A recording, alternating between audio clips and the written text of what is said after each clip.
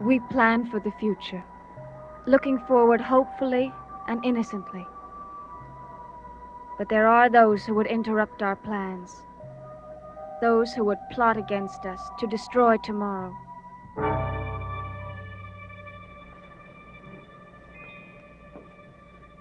I almost wish I hadn't told you. You know you would have regretted not telling me. I sent you for information, and you got it. Look, Devlin might have asked Vicky to marry him, but that doesn't mean she's going to say yes. I know how she feels about him. I know what her answer will be. Well, so what if she does get married? She isn't that important to you, is she? I'd think you'd know me by now. I should think you'd know that I always get what I go after. But what's the point of getting angry now when everything might work out okay? Devlin's plans will interfere with mine sooner or later in one way or another. I cannot permit this to happen. Devlin is an obstacle. He must be dealt with. You don't have to go that far. Yes, I do. Devlin must be removed. Permanently.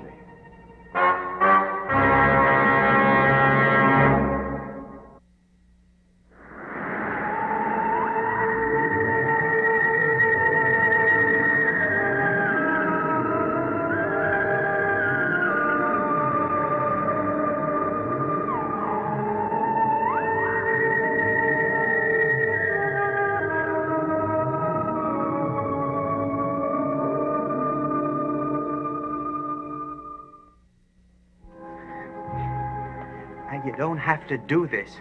Willie, I'm tired of your objections. I will determine what is right for me as well as for you. You do well to remember that.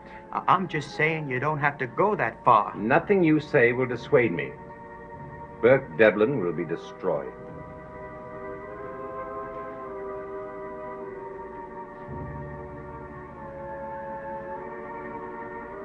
Okay, your mind's made up.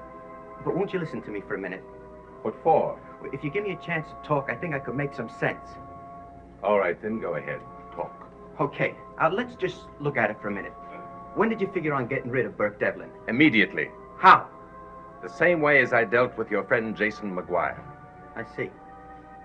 You think you can get away with it? Of course. There isn't the slightest doubt in my mind. I mean, you're sure you won't be found out? I mean, really sure. There's never been a word said about Jason McGuire, never an inquiry, nothing.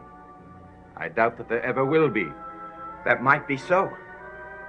But things were different in Jason's case. He had been practically run out of town. The sheriff ordered him out. People didn't like him. They were glad to see him go. He was on his way. He had no forwarding address. People had no idea where he was going. Which made it all the more ideal for his timely demise.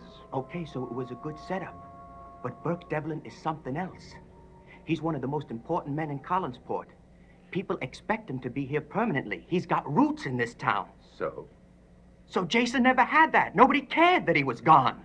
And you contend that people will care when Burke Devlin disappears? Oh, they'll more than care. They'll want to know where he is. He can't just vanish into thin air. That's precisely what he will do, without a trace. If he suddenly disappears, they'll have a search for him like they never had before. They'll comb every place in the area. It'll be worse than it was with Maggie Evans. You see, it's the same kind of disappearance. They'll tie the two of them together. We won't be as lucky as we were the last time. They'll come to this house, and they'll search it. I know they will come. Burke Devlin's body will not be here. I know that. But there are other things that are here. Things that you don't want anyone to know about. Now, the cops will come here. I know that, Sheriff. He'll have a search warrant. He'll go through this place from top to bottom.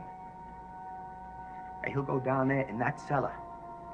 And he'll find a coffin. And he'll want to know about it. All about it.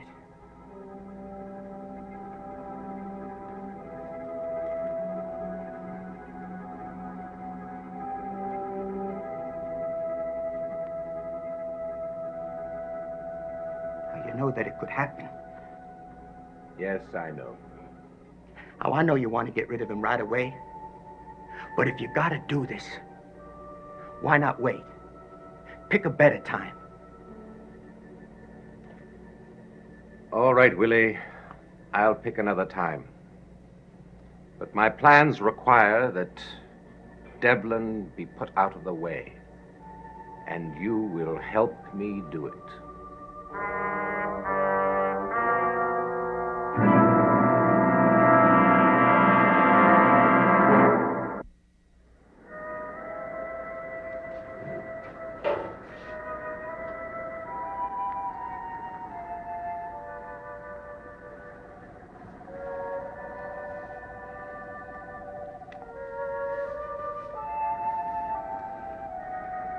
You're not going to let me go in? I haven't decided yet.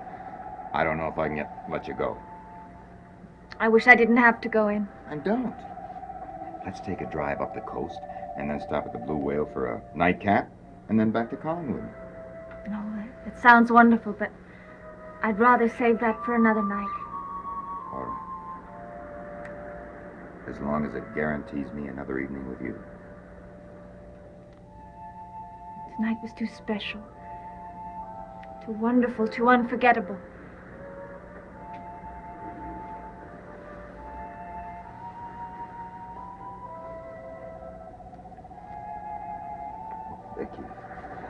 Vicky.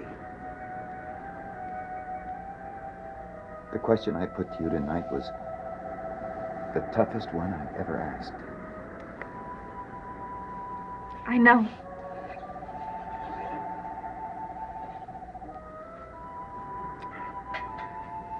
I wish you could have said yes tonight. I wish I could have, too. But thank you for giving me the time to think. Oh, not too much time. Remember, you promised. Okay?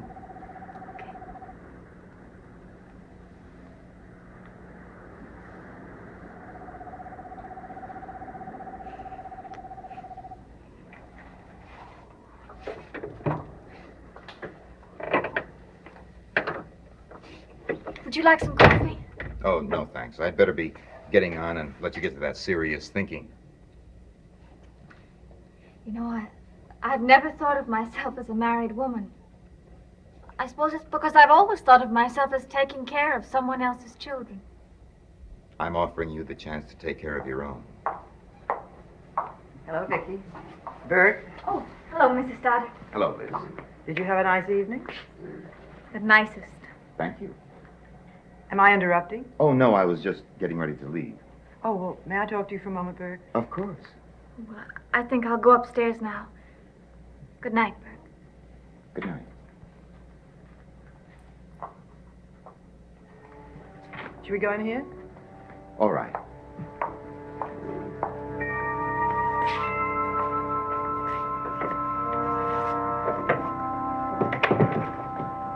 I'm so glad to see that Vicky's going out so much. She's a wonderful girl. It gives me great pleasure to make her happy. And now it will give me pleasure to see you happy. How do you mean? Well, I've thought it over carefully, and I've decided to sell you the house. You'll sell it to me? Well, that's wonderful. That's marvelous.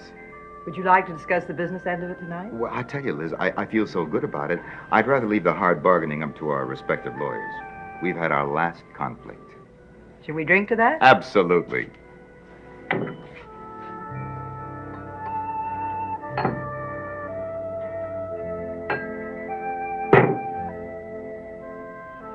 Thank you.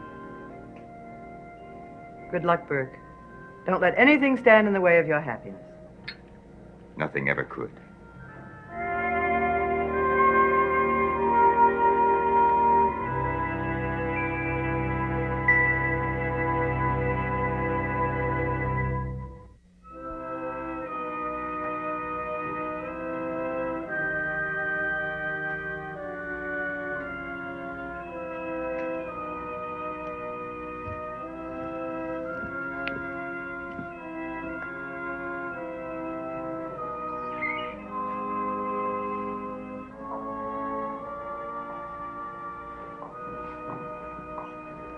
You still up? Why don't you go to bed? I couldn't sleep. I had an awful lot on my mind. I just had a talk with Burke. Oh? I told him I decided to sell the house to him. It's wonderful. What did he say? Exactly what you just said. He was so delighted he couldn't even talk business. He wants that house so badly. I know. And in a way, I think he deserves it. Burke's changed. He has stability now. Something he never had before. Yes. You're very fond of him, aren't you? Yes. He's very fond of you. Oh? Is he? I can tell by the way he looks at you. Well, I wouldn't read too much into a glance. I think he's very serious about you. I think his feelings are more than casual, more than just temporary. And I think you're very perceptive. One doesn't have to be perceptive to see that's a strong feeling between them. Is it that obvious?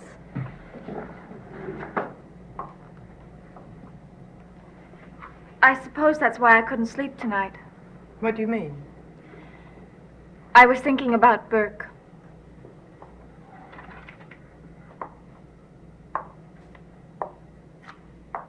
Then there is something.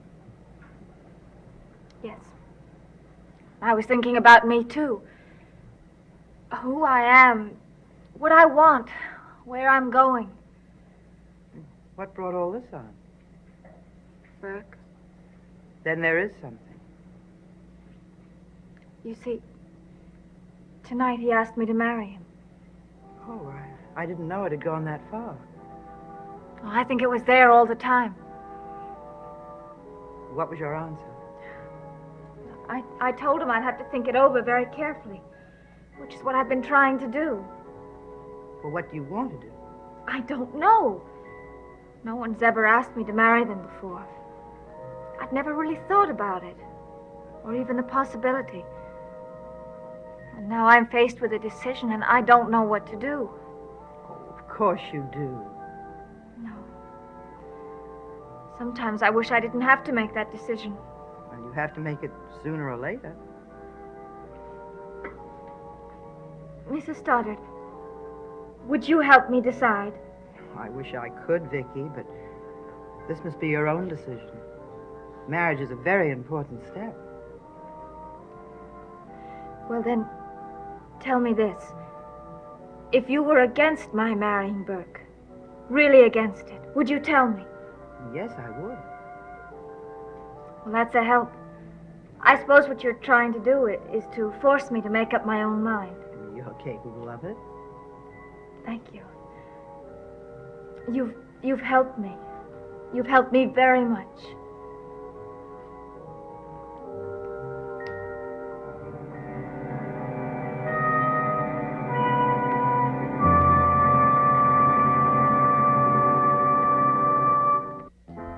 And the last thing he said to her was, "But I'm calling you from Paris." I thought it was one of the funniest stories I ever heard.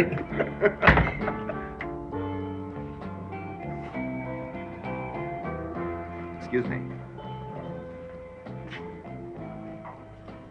Barnabas, you're just in time for one last drink before they close the place. Thank you. What'll it be? Brandy. Brandy. And another one of these. Let's sit over here. You seem to be in the midst of a celebration. Oh, not really. I just feel rather good. Well, that could be reason enough for a celebration. What is it that makes you feel so good? The future. Yes. Let's call it the future. Well, I'm glad to see you brimming with such optimism. Your enterprises must be going well. Oh, this has nothing to do with business. No, this is purely personal. Personal. Well, I won't intrude by inquiring. Oh, I wouldn't discuss it with you now. No, it's not quite definite yet. Oh? Then there's the chance that this bright prospect of yours might not come into fulfillment. Well, nothing is really ever positive until it actually happens. Thank you. And then perhaps your celebration is premature. Perhaps. But I was feeling so good, I didn't want the moment to go by unnoticed. What about you, Barnabas? What about your prospects? Perhaps we share something in common. There's the possibility that very soon I too will have something to celebrate. Oh. Am I to be included in your celebration? I assure you it would be nothing without you.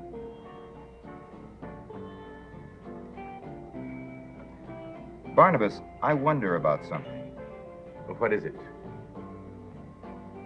I wonder whether we really like each other. Why do you wonder that? Well, the way we talk to each other, the way we intimate things without actually coming out and saying what's in our minds. As if we're playing a card game for very high stakes. What an interesting observation. And an interesting simile. A card game. I'll tell you something. I think of our relationship more as a duel. Two superb swordsmen with highly sharpened blades. You thrust, I parry. I thrust, you parry. I prefer my simile to yours. Why? Because mine is merely a game, which one either wins or loses, depending on the cards. And mine?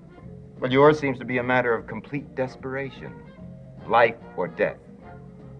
To lose a duel with you would be to lose everything, including one's life. But isn't that the purpose of a duel? If a duel is necessary. Is it?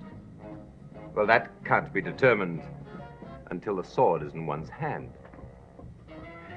But you make me sound so evil, when all the time the stakes in a card game could also be life or death. I think we've played ourselves into a stalemate. A temporary one. Shall we drink then?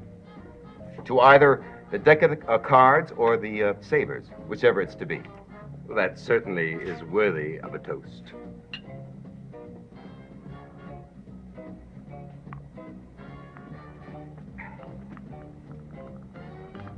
You know, Barnabas, you interest me enormously. As an opponent. Oh, not necessarily. I'd like to get to know you better. Know me or about me? Knowing about you is something you make rather difficult. If you remember, I tried that the other evening. And all I could really learn was the fact that you once lived in London with a cousin. Oh, what was his name? Bradford. Niall Bradford. Yes. Yes, Niall Bradford.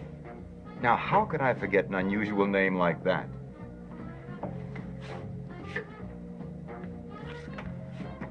I think he's getting ready to close up. Thank you for the brandy. Thank you for playing the game.